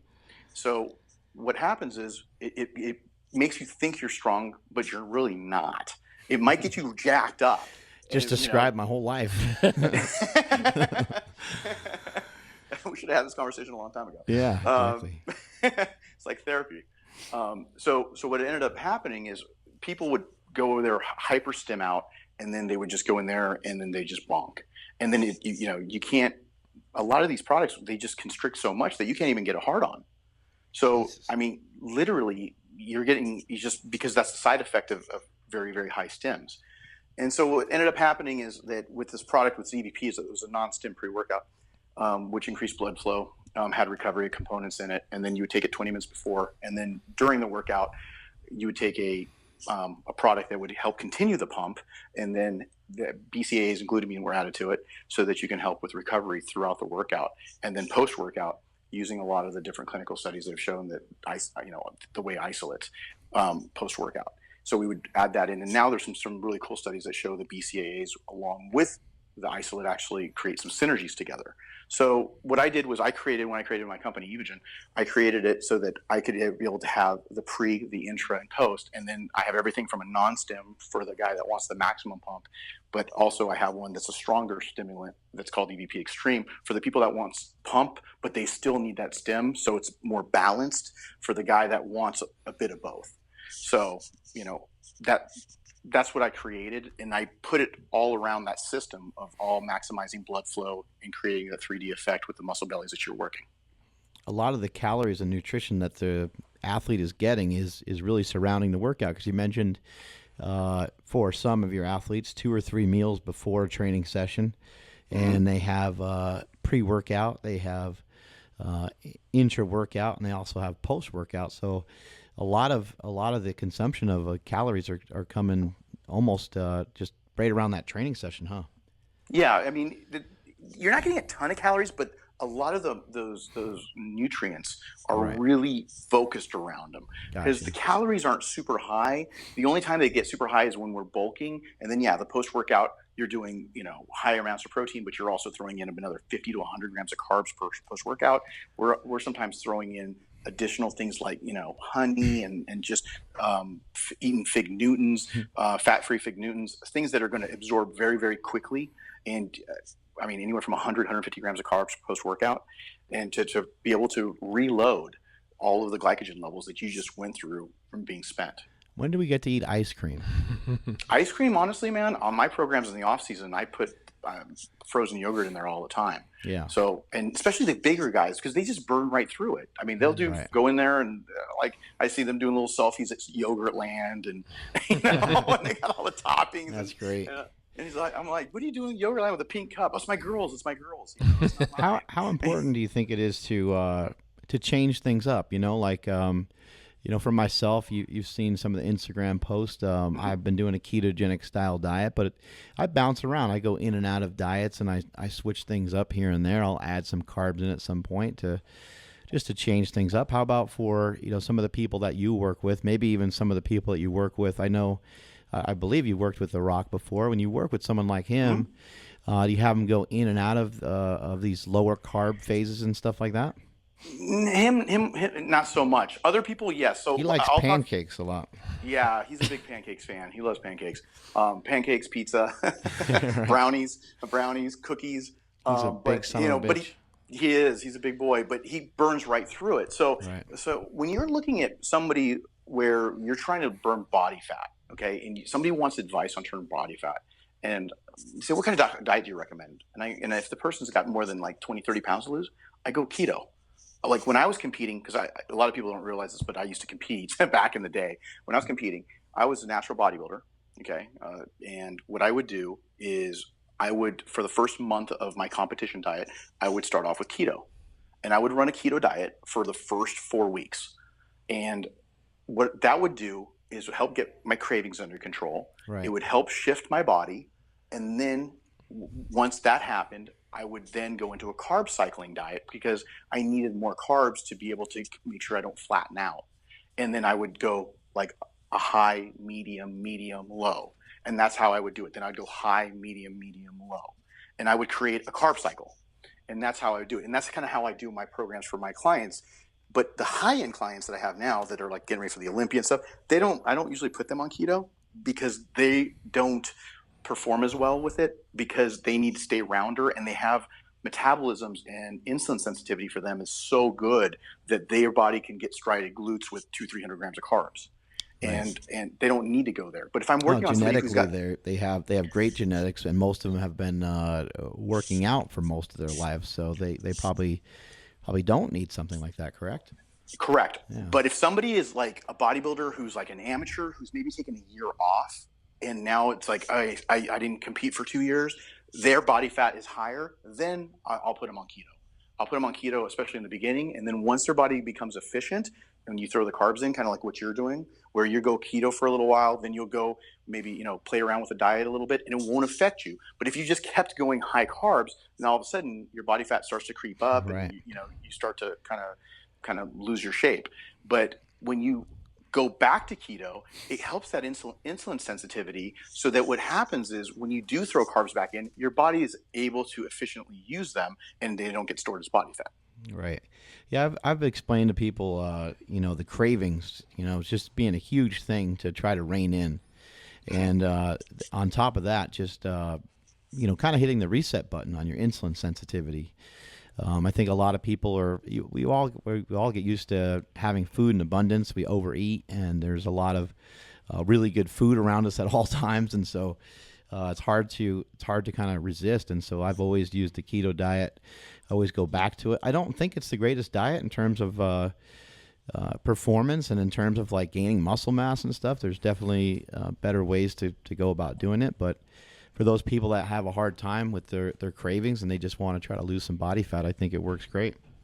Oh, it works amazing. And also another added benefit is also the fact that you can literally get away with little to no cardio with it, because now your body's in ketosis. You're burning fat all the time. Right. So if you don't have the time to get your ass on the cardio, then it's a great second option, because what happens is your body's just efficiently burning fat and you're losing volume. And you also get to see results right away, because even though that's mostly water in the beginning, it really makes you feel good, because you kind of go, oh, wow, I'm getting more mental clarity. Because the insulin, sensitivity and has a lot to do with your mental clarity as well. Right. So because when you lose that, you just, when you go to a keto diet, you get a little more focused, and that's how I felt. I don't know if you felt that way. Oh, but, absolutely. You feel better, you sleep better, because if you have sleep apnea, like most of us do, it's like it helps that, because the inflammation levels are lower. So all of those things together, along with being able to see some results really quickly, helps motivate you to continue it. And then when you start to realize that the cravings are better, now you're like, man, I'm driving by that Burger King. It doesn't look as good, or that In-N-Out burger, and if you do, you go, fuck it, I'm just going to go, and I'm going to do a bunless burger, and I'll do a lettuce wrap or something like that. And then you're good. But once you start hitting that vicious carb devil, and all of a sudden you can't stop. You start eating, all of a sudden it's midnight and you're going through your kids' lunch bag, Halloween candy. Exactly. You're like, what about Snickers there's a lot of things that are kind of popular at the moment, like a lot of people are using these supplemental ketones. Do you have any opinions on those? I'm working on, I develop all my own products, right? My degree's in biology with an emphasis in neurophysiology from UC Santa Barbara. I've been designing supplements since I was a teenager. Cool. And I've consulted for a lot of companies and done a lot of different things. And so these keto salts, I'm still testing them, because they say that they're supposed to do one thing and I'm seeing others. So I'm still working with some formulas, because again, I'm a big pro keto guy. So, but I haven't realized all of the things that they say that they're going to do yet, but we're trying to work with ratios, and we're working with things. I'm more right now, if you're putting in any kind of protein and you're adding fats to it, and you're doing those simple tasks of just getting those macros right, that's what I'm a firm believer in, because they're proven. Right? Those are proven methods. Now, with these keto salts, they're still kind of new, so we're testing more and more to be able to see how your body responds, because just because you use them doesn't mean that it's going to automatically kick your body in ketosis or keep it in ketosis. Right. So those are the things that we're trying to work around to see what the applications and the proper applications for a lot of these things I had Dr. Stephen Finney. He was a professor at UC Davis. I recently had a chance to talk to him, and I asked him about the ketones and supplemental ketones and stuff like that. And he basically said, my body right now is working over minimum wage with the amount of ketones it produces just by following the diet. He's like, so I don't see a reason to, spend any extra money on them. But he did say that he thought in terms of clarity and in terms of just energy, could perhaps supply you with some extra energy. He thought maybe there was some merit to him, and that's what I've felt with them so far. I've been using them for a little bit, and that's kind of the only result I've noticed. I haven't really noticed. I don't really buy that it's all of a sudden shifting your body into ketosis, and then you're all of a sudden getting the benefits of ketosis when you're not following the plan and not following the diet. Because there's some people that are trying to pitch it that way. That's exactly the problem. And that's been my issue, because they go, if you take this, unless you're following the plan, you're not going to get the added benefit from it. So, you can't just drink a Diet Coke with your pizza and think it's okay. You're negating it, right? So that's the beauty of all this, isn't it? Like, you can't cheat it. Like, there's little tricks and there's little things here and there, but if you haven't put in a lot of work and haven't put in your time, then you're more than likely not going to get to where you want to go. That's absolutely correct. 100%. I mean, if it was that easy, then everybody would already be in shape. And that's why, you've got to pay your dues. What about, what's your opinion on fasting? You utilize that at all? Yeah, sometimes. The fasting, there's some different, obviously different methods of fasting. And again, from personal experience and playing around with it myself for periods of time, I do feel that, running it sometimes in 18-6 or there's some different methods of doing it, does have its benefits. And again, it's all very individualistic. For bodybuilding, no, I don't like it for bodybuilding so much, because with bodybuilding, you really need to keep a positive nitrogen balance all the time. Now, if you're utilizing it for bodybuilding because you're trying to maximize digestion, or you're trying to do workarounds to help reset some things, then yes, you can do it. But for the most part, with bodybuilding, you need to be able to try to get those nutrients in you every 3 hours so that you can keep that positive nitrogen balance. But for for health and doing some different things for just people outside of competitive top Olympia competitors, I don't usually do any kind of fasting unless it's something that I'm actually trying to manipulate a result in regards to digestion or something else. I don't think people give bodybuilding enough credit. A lot of the things that you're pointing out, to me, they would apply to really high-level athletes, an NFL football player, a collegiate wrestler. I mean, you kind of name it. Supplying your body with nutrients every few hours and eating protein, carbs, and fats sounds like it would work really well for everybody. Maybe with the exception in bodybuilding, when you're trying to scale down and you're trying to really get in a fat burning mode. I would imagine that at some point you guys are reducing, the overall caloric intake, and you're probably doing so by paying attention to how much fat you're taking in. And so that might be one of the few differences between someone who's bodybuilding and somebody who is maybe a professional athlete. Is that sort of some of the technique that you use? Yeah, absolutely. Absolutely. I mean, the major differences is really just the fact that when you're playing in bodybuilding, with that particular person's genetics, and you're saying, hey, can we keep it a little bit higher carbs? Do we need to drop it down into almost ketogenic levels? Because you got to remember, bodybuilders can sometimes get into ketosis at 100 grams of carbs and still get into ketosis because their bodies just, and some of the bigger guys maybe even more. Yeah, maybe even more. Exactly.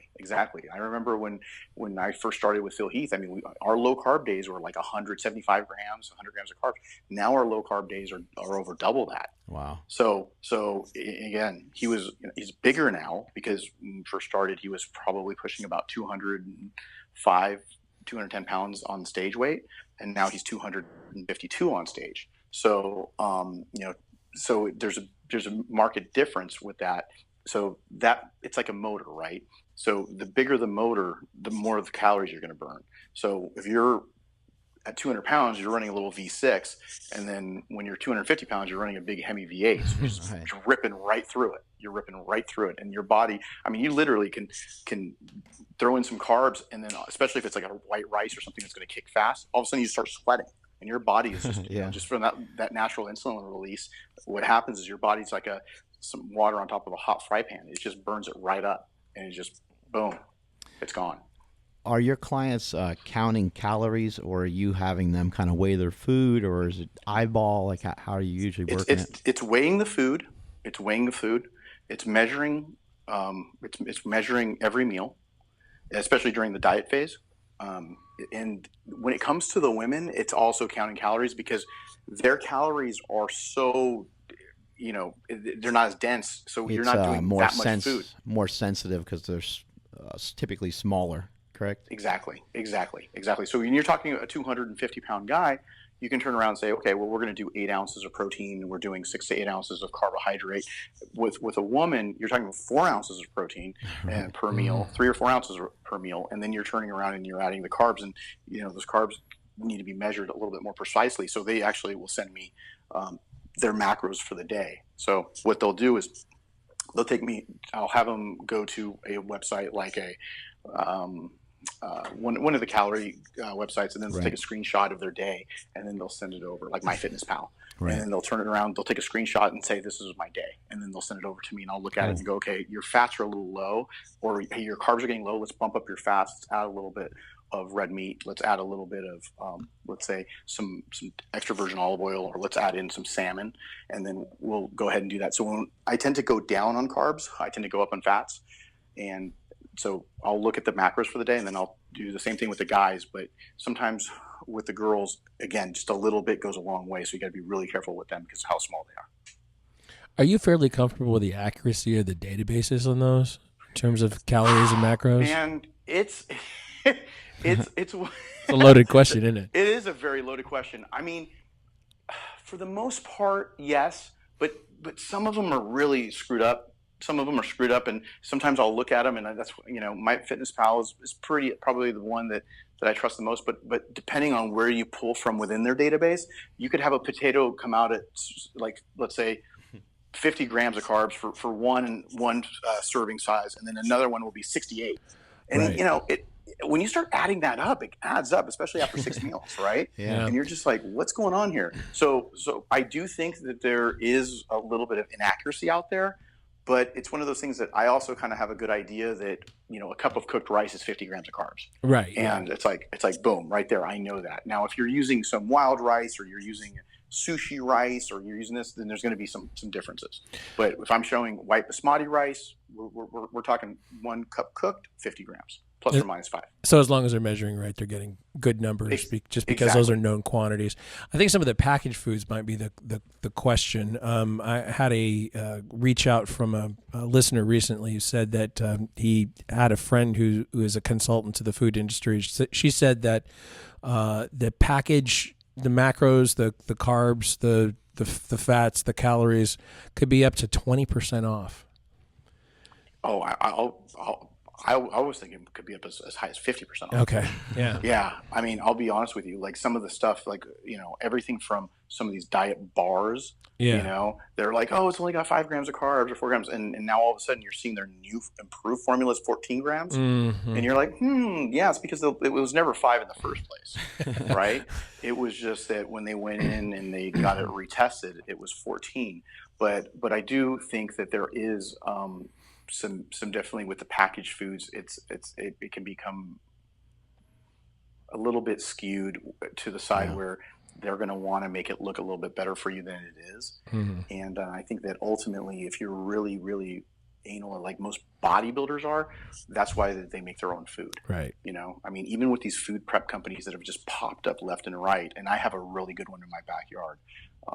And they do a great job. Flex Zone Meal Prep is out of San Jose, and these guys do a great job. But at the end of the day, it's like, if you really need to know, you're going to just cook it yourself if you're a bodybuilder. If you're getting ready for the Olympia and you're trying to win a 400 grand at that Olympia check, you're going to be cooking your own food. You're not going to trust somebody who might be adding some oil to their food, or they're adding some different things to the thing, where you don't know if you're trying to control sodium, or if you're trying to do anything with your fats, and you don't know what they're doing with it. And now all of a sudden, I mean, this is your livelihood. You're going to make sure that that food is cooked properly, and you're doing it yourself. Exactly. How the hell did all this happen to you? How did this happen to me? Yeah, just all this stuff. Like, how did you fall into some of this stuff? Is it something that's been, just an evolution over a long period of time, or? So I started out as a bodybuilder. Like, I shouldn't say that. I started out wanting. I'm only like 5'6" on a good day. Okay, and so, my mom's like 4'11", my dad's 5'2", and so I wanted to play football, and I was 13 years old, getting ready to go to high school, and said, hey, I need to start working out. And so, started picking up some magazines. I think it was like Muscle and Fitness or Flex or whatever I saw at the local Safeway down the street, and picked it up and started looking at that stuff and started reading workout programs. Talked my mom into getting me a gym membership that's not that far from our house. And I went there and I talked her into, she said, oh, I want you to do it because I want you to use the pool at the gym. And then that lasted for about a week, and I found my way into the weight room and I started working out. And I'm Persian, so I'm hairy. I started shaving when I was 14 years old. So I started, I walked in there and everyone's like, oh, what are you, 16, 17, 18 years old? And I was like, oh man, I'm like 14. And I was working out, 13, 14 years old. I was already working out and getting tips from bodybuilders that were in there, and they're showing me form, and I was just like a dry sponge. My dad was a coach, a soccer coach. My mom was a teacher. So I was always in an area where you learn. Right. And so that kind of wired me to want to be stronger and faster and whatnot in football. And then I was able to play, football and do well in high school. And right after high school, I started competing in bodybuilding because I, loved working out so much. And then I went to pre-med, UC Santa Barbara, while I was still I started training people for a job right out of high school, and while I was going to a local community college here in the Bay Area. and it was just a part of my life. I would read about supplements. I would read about aminos. I would read about what increased your natural testosterone, your growth hormone, all this, all that. Just everything that I could learn about every kind of arginine, ornithine, this, that. Every study back in the day, I would pick up and I would read to try to figure out what could give me an edge.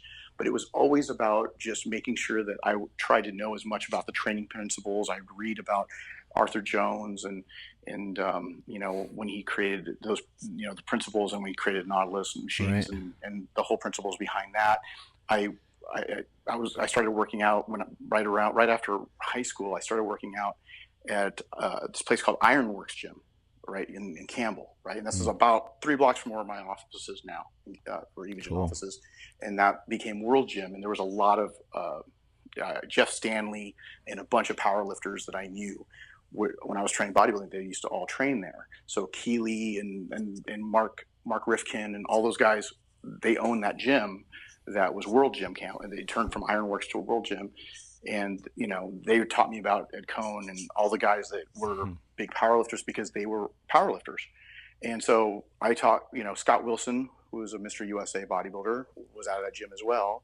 And you just try to get pieces of knowledge as you're growing up. And then it evolved. I went away to school, UC Santa Barbara. And then that's where I learned how to start doing online coaching in the mid 1990s, because my clients that were here would send me pictures, and then they would say, hey, could you give me an updated diet? Because the trainer you gave me didn't have the information that you would give me regarding the diet. They would just train me for the hour, and then they would just let me go. And then they would literally send me an envelope full of pictures, or they would send me, you remember those disposable cameras that you'd send to Walgreens? Yeah. So this is, back in 1996. They would send it in a little overnight USPS envelope, priority, and then I would get it next day or 2 days later, and then I'd go to the Walgreens, pay $10, and then I would look at them, and then I'd go on my little AOL dial-up, and then I would respond back to the client and tell them, hey, change this, do more cardio, cut back the carbs, and then that's helped me, pay my way through college. And then after I was done, I just started doing it at a higher level. I had some other day jobs while I was doing it, and I got so good at it that eventually that's all I did. How did you end up starting the supplement company? So that was probably just a natural progression from there, because you're already working with people. You're already super knowledgeable at that point. So how'd that kick off? And you said it was almost 10 years ago now. Yeah. Right? So I started in 2008. I started consulting for a company that wasn't so big, and wasn't really well known, but you guys might have heard of it, called BSN. Yeah, of course. Yeah. Okay. So BSN, I was training Ronnie Coleman's girlfriend, and she was a pro, and BSN called me and said, hey, listen, we're looking for an athlete, and we know you train a lot of athletes, pros. Do you know anybody that we could sign? And I said, yes, but what kind of level are you looking at? And he says, we're looking for the highest level you got, because we're going to get ready to launch this new product, and in this category that we're going to try to focus on, which is pre-workout. And this is, I can't remember, 2005, 6, something like that, 4, something around that time. And so what happened was I said, well, I got a guy that you can't afford. And he goes, who is it? And I said, his name is Ronnie Coleman. And he goes, the Ronnie Coleman? I go, yeah. He says, he's available? And I go, yeah, he's available. He just came off of his Weider contract, and he's talking to Muscle Tech. And so he said, well, I'm very interested. I go, well, it's going to cost a lot of money. And he says, I don't care what it's going to cost. I said, okay, well, let me talk to Ronnie. Let me see if he'd be interested in meeting with you guys. And they're out of Miami. They're out of actually Boca. And then so I call up Ronnie, and Ronnie, I'm sure you've spoken to Ronnie before, right, Mark? I have, yeah. Yeah. So you got Ronnie with a thick Louisiana accent. And he goes, Hany, if these guys are willing to pay, you get me on the next flight out. I was like, all right. I called him up, said, hey, you guys want to fly him out? He's willing to meet with you. Literally 3 days later, he was on a plane, got on a plane, met with him, and I basically helped kind of orchestrate that whole thing, where he ended up signing with them for multiple years. And then what happened was I started consulting for them after that. And so I got to see the inner workings of kind of what they were doing in terms of just the culture and all that. And I've always wanted to do my own line. So I consulted for them for a little while. I managed Ronnie and the athletes. And then what ended up happening was, when my contract with them ended, I said, you know what? I'm going to do my own line. And that was in 2008. And I'm going to And it was the year right when I started training Jay Cutler, and for his the first year I worked with him in 2009 when he first come back. And so we were getting ready for the Olympia. I launched the products earlier in 2008 and went into it. And it was one of those things where I just slowly started to add in one product every year. And then now, we're in, 30, 40, 50 countries. And, Wow. We're doing well, but slow and steady, and I don't believe in a lot of the hocus pocus bullshit. And I want, and I'm all about really clean ingredients, making sure that not all the BCAAs are the same. I think that, I'm a very firm believer in fermented BCAAs, which means that they're vegan and they're not from human hair or bird feathers like 90% of the market uses. Yeah. And so all that company was, Evogen's been built around having the top quality ingredients. It's not just what it says on the label, but what's actually, where are you sourcing those products from? Right. And because I come from a science background, I'm all about testing, making sure that we get everything tested and making sure that we're testing samples on athletes, just making sure the ingredients are clean, but also different variations, adding an extra 50 milligrams, doing another version, doing an A and a B and a C version. When I came out with EVP Extreme about 3 weeks ago, we had Jeremy Buendia, who won the Olympia 4 times now. He tested almost 100 That guy looks versions. ridiculous, by the way. Like his smallest waist and biggest chest ratio I've ever seen in my life. It's nuts. Yeah, and that's exactly. I mean, he was using my training system because he's from your neck of the woods. He's from like Roseville, Sacramento area. So he doesn't live here now, though, right? No, he now lives down in Huntington Beach area, Okay. down in Orange County. Right. But he was living up there. His parents still live up there. And so what had happened was when I met him, he ended up telling me that he was already been using my products in my FSC7 training system, and he was looking for a sponsor. And that's how I met him. And he said, I've been using your products for a couple of years. I love them. I love your training system. I want to be bigger and better. Can you sponsor me? I said, yeah. And then he said, can you train me? I said, no. And he said, come on, can you please train me? I said, no, you're going to be a headache, and I said, honest to goodness, that was the conversation. And then I said, go train yourself. And then he did. And then he said, listen, man, he got to the first Olympia. He took second and he looked great, but he was only 152 pounds. Oh, wow. And he said, listen, I think this is as far as I can take it. If you can help me, I'm sure I can win. And I said, we'll do one show together. Let's do the San Jose Pro. And if you follow everything explicitly, cross every T, dot every I, I will promise to help you. He did the show. He smoked it, took first, looked amazing, ended up gaining like 3 or 4 pounds of muscle, getting ready for the show. And then after that, we did the Olympia, and he's won every Olympia since for the last 4. Yeah, he's been crushing it.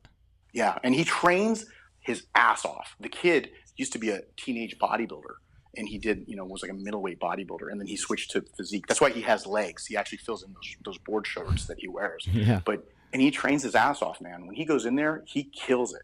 He kills it. He'll throw up the 120s, 130s, and he'd just be, like, let's do 20 reps with the 130s on the incline dumbbell press. I'm like, okay, let's go.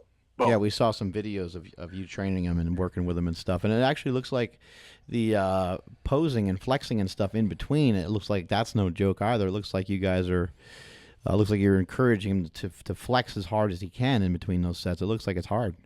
It is. It's really hard. So when you and I are going to work together, you're going to realize how hard it is. Jesus. I'm excited for it. I like new things, and I like challenges and stuff. I mean, it does suck to feel like you're going to puke in the middle of a workout, but so be it, right? Like it's that's kind of what it's all about, is trying to push yourself to the edge, and every once in a while you're gonna you're gonna go over that edge a little bit, right?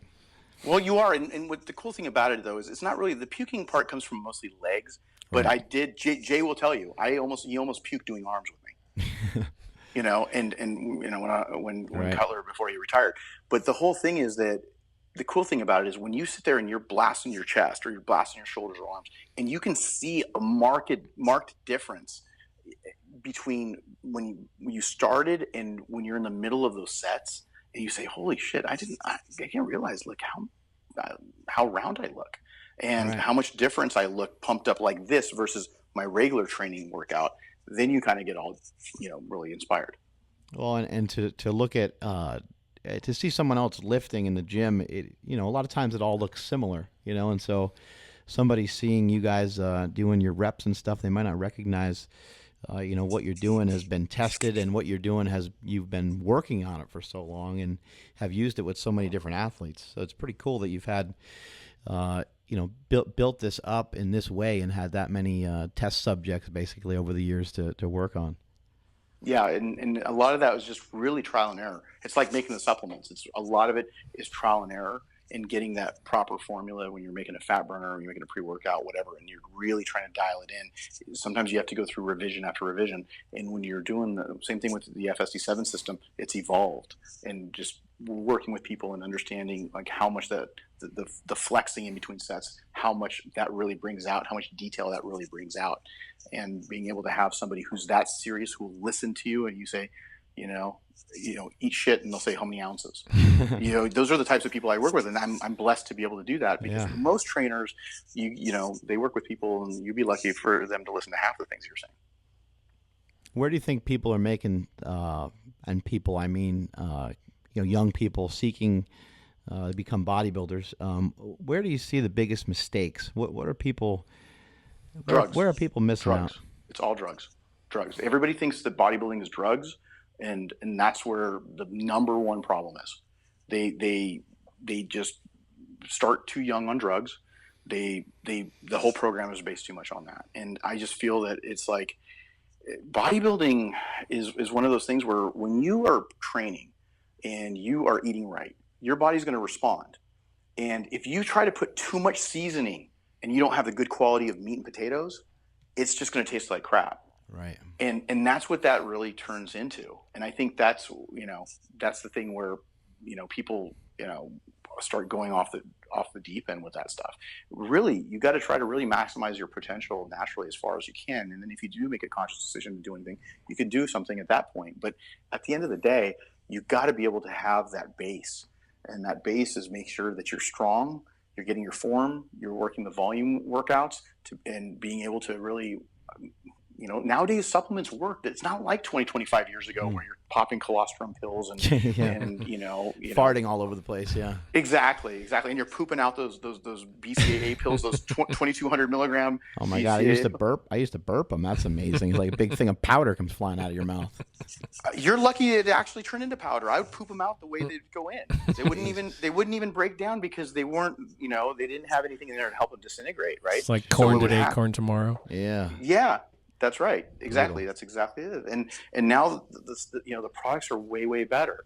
Now, is there some companies that are screwing it up for a lot of people? Sure. They're putting in amino spiked protein. They're putting in a bunch of crap. There's a lot of companies that are doing that, and you get what you pay for, But the bottom line is a lot of those things weren't around back in the day. I mean, I'm saying back in the day, only 20 years ago. Right. We're not talking like 50, 60 years ago. We're talking about 15, 20 years ago. There wasn't the technology there is now. And the quality of the stuff is way higher, especially if you go to a reputable person or company. Do you think a lot of people that are in fitness, I mean, the people that are outside of it, they got their own share of issues, right? But do you feel a lot of people in fitness are trying and are trying to be too skinny? Or they're not eating enough. They're not Yes. getting in breakfast, and they're not able to change their body composition, perhaps because they're just so scared of being fat. They're so scared of having some extra pounds on them. They don't understand the concepts that you shared with us today. I think that's a huge problem. I think what happens is you end up getting people who do too much cardio, and this is mostly the women, what I've seen, right? They lose their curves because they're doing too much cardio and they're not eating enough. And then they just, you get flat butt syndrome, everything kind of widens out, your waist widens out and everything else because you have no lats because nothing's popping. And it's just like, everything kind of just turns into kind of a mess. And then, so what happens is that when you start getting the calories up, you cut your cardio back, especially if you're training pretty hard, you're burning that off during the workouts. So you can back down a little bit of that cardio, bump up the calories, and all of a sudden their metabolism, and you go, I'm not cold anymore. I'm starting to sweat after I eat, I can actually poop, it's like, you hear like so much of the same stuff over and over again. And you're like, because you're under eating and you're over, cardioing it, and your metabolism has gone to crap. So it's definitely a huge problem. And I'm sure you're hearing about it too, especially, when people ask you why am I doing this? Or my body won't respond. Well, it's because it's going into deprivation mode. Right. Yeah, you got to make a decision too, and you mentioned bulking earlier, and you mentioned prepping for a show. I mean, those are different things. Those are different phases that you go through, and they're very specific, and they have to be that way, and you're going to have to occasionally switch things up. But yeah, I just see a lot of people they'll have trouble controlling their diet, and then next thing you know, they're on a piece of cardio equipment and they're fasting. And then they're just they keep going through that same cycle, and they really have a hard time shedding those lbs the way that they want to. And they don't realize just having more muscle mass could really be the boost to their metabolism that they mightn't really need, Absolutely. It's a very common mistake. Hey, man, it was awesome having you on here. Appreciate you sharing all this information with us. Where can people find you? They can go to my website, Hany Rambod, HanyRambod.com. That's my kind of training / consulting website. And then if you want to go get information regarding my supplements or any of the things that I've created in regards to the supplement line, it's evogennutrition.com. What's the product you're most proud of that you guys have?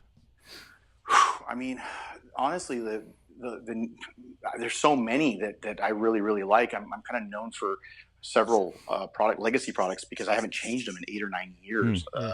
They started out good and you kept them that way, right? That's exactly right. Everyone's like, hey, I'm like, if it's not broke, don't fix it. Yeah. But Cellchem is a really popular product that it's kind of a BCAA, glutamine, and creatine product. But the one that probably right now that's working really well that I'm personally using is my liposide fat burner. It's a really heavy into Capsamax, and it's a bioperin Capsamax. So it's got red pepper extract. It's got synephrine through the Advantage Z, but the natural version.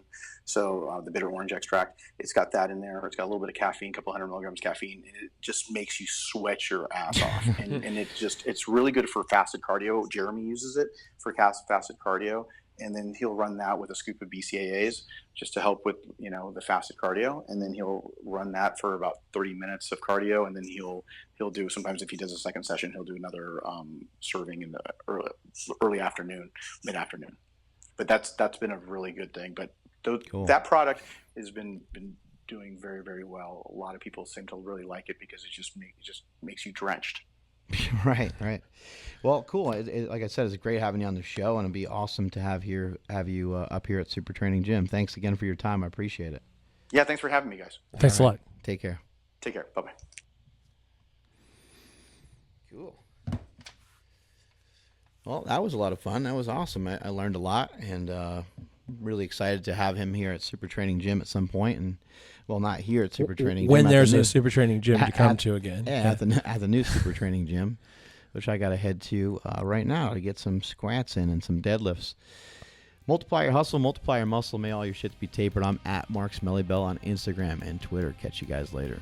Shout out to all of our sponsors, 8Man Strong Apparel at 8manstrong.com, bodybuilding.com for all your supplement needs, where you can find the trainer that we talked about today.